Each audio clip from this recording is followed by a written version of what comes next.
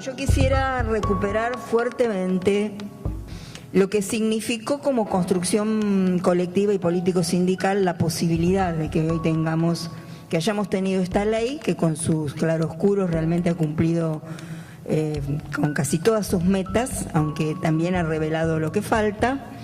Todo lo que hicimos fundamentalmente en esos 3 años de carpa, que fueron convocados con 2 consignas, ¿no? Ley de financiamiento educativo y derogación de la Ley Federal de Educación, logramos construir, además de en la agenda pública, una fuerte instalación de estas 2 temáticas, logramos construir la correlación de fuerzas que hizo posible lo necesario, ¿no? Y nosotros construimos desde esa resistencia los postulados básicos. Entonces yo creo que ahí es donde nosotros tenemos que darle el enorme valor que tiene el accionar concreto de nuestras organizaciones en alianza con otras organizaciones para generar agenda pública y generar al mismo tiempo la correlación de fuerzas que hace posible avanzar con aquello que decimos que es necesario, ¿no? El mayor impacto sobre la posibilidad de mejorar la inversión educativa en la Argentina fue la recuperación del poder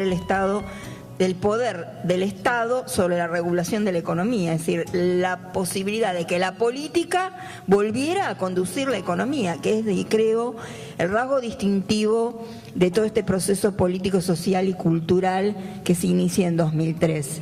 Porque esta ley, y lo muestran los números claramente, obligó a las provincias a destinar una cantidad específica de los recursos coparticipables a la inversión educativa. Es decir, no es que mejoró el formato de la coparticipación. Sí, por supuesto, mejoraron los números, porque un crecimiento tan importante del Producto Bruto Interno y de la recaudación dio como consecuencia directa una mejora de los números de la coparticipación, pero no de su formato y de sus criterios de distribución. Y esta ley consiguió obligar a las provincias a invertir en educación. Hay una última situación que ha acontecido ya desde el año pasado, 2013, con el presupuesto 2013 y el presupuesto 2014, se detractó un porcentaje de los recursos coparticipables que iban directamente a las provincias para que fueran a los municipios, en algo que se resolvió en la legislatura sin haber pasado por la Comisión de Educación, por ejemplo, y que a último momento, cuando ya estaba en tratamiento en el recinto, se produjo esta modificación y que significó 3.000 y pico de millones el año pasado que fueron a los municipios sin ninguna obligación de rendición de cuentas, supuestamente con finalidad educativa pero sin obligación de rendición de cuentas. Una cuestión que claramente planteaba también la ley de financiamiento era la firma de convenios bilaterales entre nación y provincias.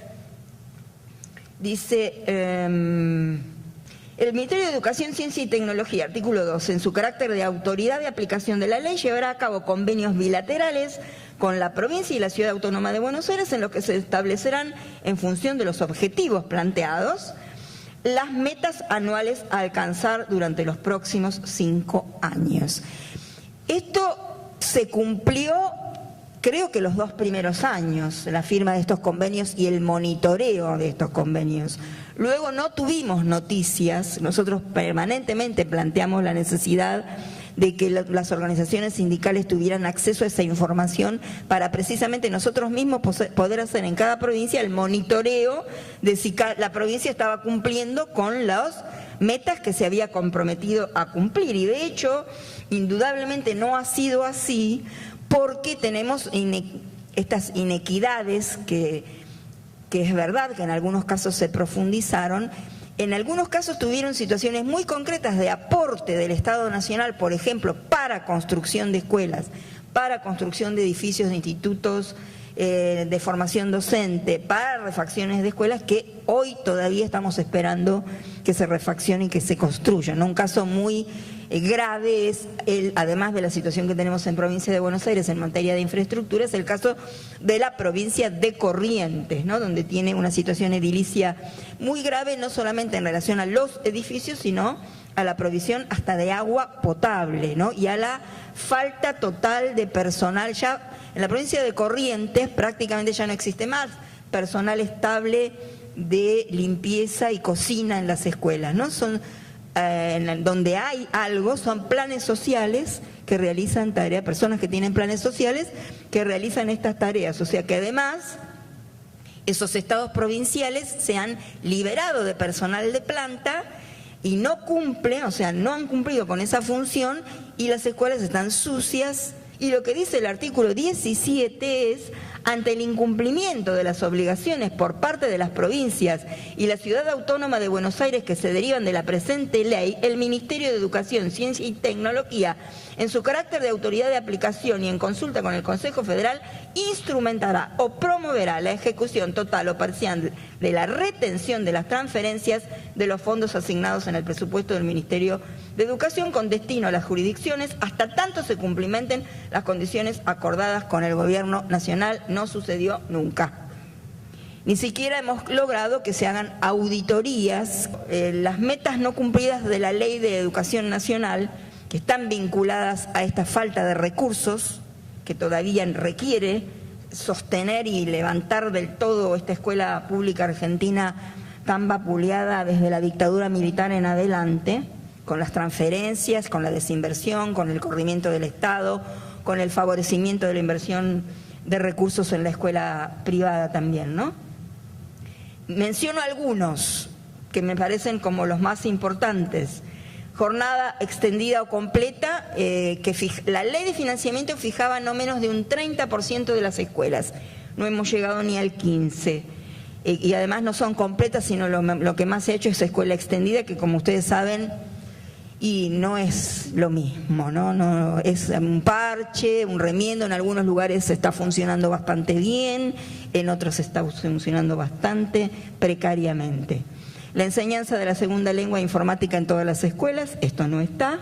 Obviamente que todos los jóvenes puedan terminar el nivel medio no depende solo de los recursos, hay que hacer una transformación muy profunda de la escuela secundaria en términos de organización del conocimiento, digamos, organización curricular, organización del trabajo docente y organización escolar, ¿no? ¿Por qué pensamos en la necesidad de una nueva ley? Nueva ley que dé continuidad a esto. Nosotros creemos que esta ha sido una ley muy importante, la ley de financiamiento, que sobre todo permitió salir del paso a la catástrofe educativa que teníamos en Argentina en 2001-2002, amasada durante varias décadas, ¿no? Desresponsabilización de los estados, tanto nacional como provinciales, no solo del financiamiento educativo, sino de todos los sistemas educativos y del derecho social a la educación, ¿no?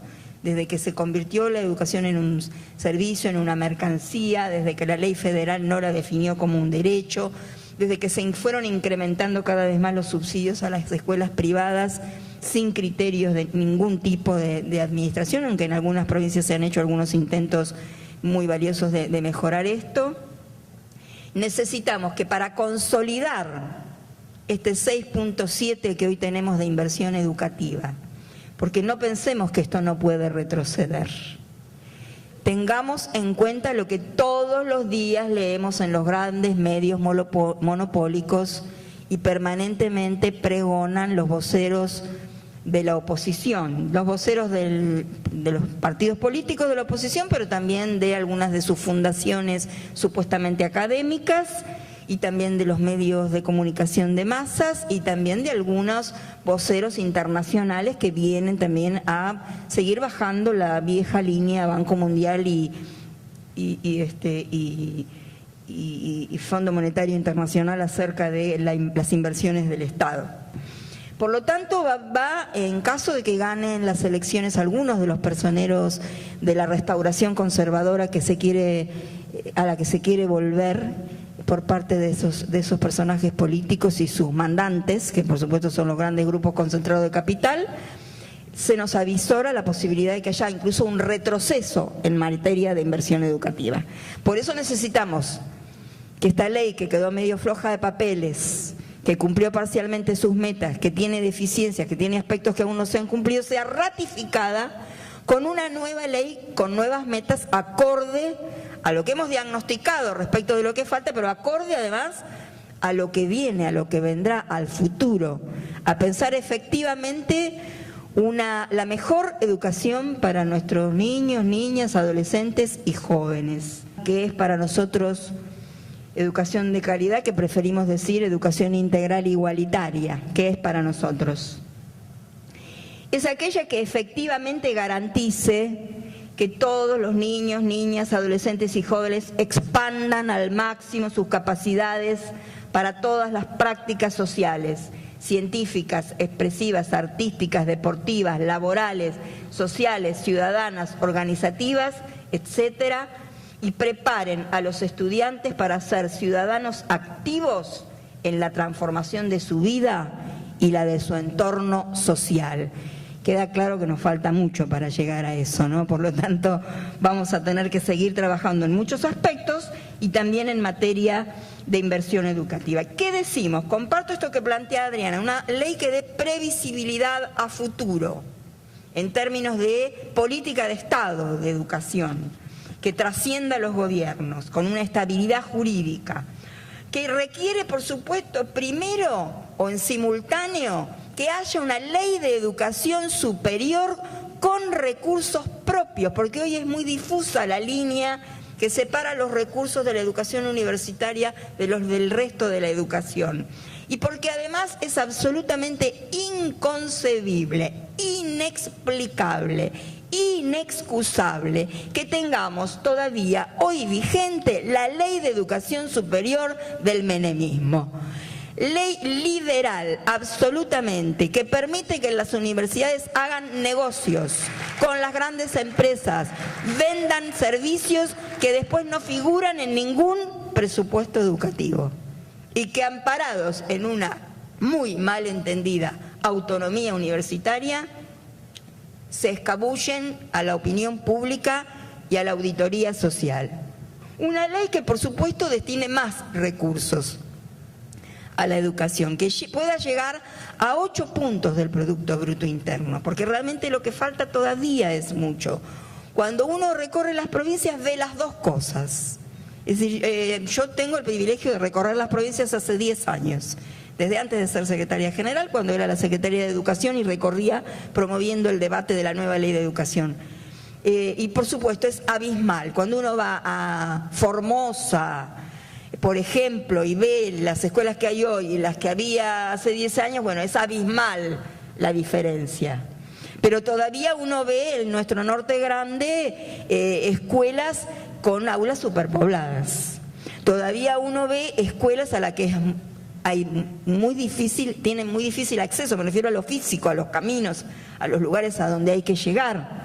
Necesitamos una ley que tenga criterios objetivos de distribución de los recursos para que no esté sujeta a ningún tipo de discrecionalidad y con auditoría social de qué se han hecho con esos recursos, que podamos intervenir también las organizaciones sindicales, que tenemos derecho a participar, aunque solamente nos convocaron una vez en el Consejo Federal, de ver esos números, de ver esas cuentas, de ver esa distribución y poder ayudar, porque en realidad esto ha sido muy claramente, nuestras organizaciones sindicales de cada una de las provincias han sido quienes principalmente han monitoreado la ejecución de las mejores políticas nacionales que ha aprobado el Consejo Federal. Hay que rediscutir las características de ese fondo de compensación de desigualdades salariales y qué provincias deben estar incluidas en él. Hay que prestarle atención a la problemática de la provincia de Buenos Aires, porque realmente también es absolutamente inexcusable, no hay modo de explicar que aún habiendo hecho una lucha tan profunda, tan sostenida, tan coherente y con los resultados que ha tenido la lucha por el salario en la provincia de Buenos Aires este año, todavía la provincia de Buenos Aires tenga los salarios mucho más bajos que Córdoba, que Santa Fe y que Capital. Necesitamos además que se reglamente el artículo 65 de la Ley de Educación Nacional que establece el tema del subsidio a las escuelas privadas. Es muy laxo, muy light. Ahí entra cualquier cosa. O sea, tiene que ser mucho más claro, tiene que hablarse claramente de que no puede subsidiarse a escuelas que tengan fines de lucro. Necesitamos avanzar, por supuesto, en escuelas de jornada completa, en la cobertura del nivel del jardín maternal, del primer ciclo. No hay cobertura estatal, educativa, se pretende reemplazarla por una cobertura asistencial, educativa del primer ciclo del nivel inicial. Esto requiere también más recursos. Por supuesto, nosotros planteamos obligatoriedad de 3 a 5, no solo 5 y 4 garantizar la cobertura, ¿no? Bueno, en Buenos Aires ya hay, y en Capital también, no me acuerdo, hay algunas provincias pocas que tienen obligatoriedad de 4. Por supuesto, avanzar en bajar la tasa de repitencia y sobreedad en primaria, que es alta, y en lograr que todos los chicos que ingresan a la escuela secundaria permanezcan y egresen, ¿no? Porque tenemos todavía un desgranamiento muy importante. ¿Esto qué requiere? Que nosotros nos pongamos a trabajar fuertemente en armar un amplio arco de alianzas para que nuevamente volvamos a instalar en la agenda pública que tenemos que defender muy fuertemente lo que se ha hecho porque está en peligro, pero que además una de las formas de defenderlo porque está en peligro es, por supuesto, ir por más.